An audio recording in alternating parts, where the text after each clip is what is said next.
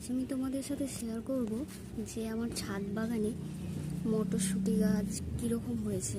আমি মটরশুঁটির বীজ ফেলেছিলাম, সেগুলো থেকে গাছ হয়েছে। তো এবারে এগুলোর একটু মাচা মতো তৈরি করে দিতে হবে, কেননা এরপর তো এগুলো লতিয়ে উঠবে।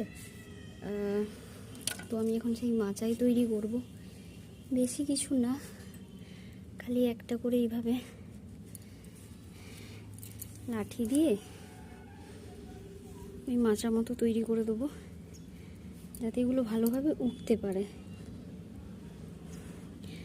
জানো তো, এই ছাদ বাগান আমার একটা শখ। আমার খুব ভালো লাগে নিজের হাতে তৈরি করা বাগান। যখন আমরা কোনো জিনিস যত্ন করে লালন পালন করি, তখন তাতে কি হয়, সেই জিনিসটা খুব ভালোভাবে বেড়ে ওঠে, সেটা গাছই হোক বা মানুষ।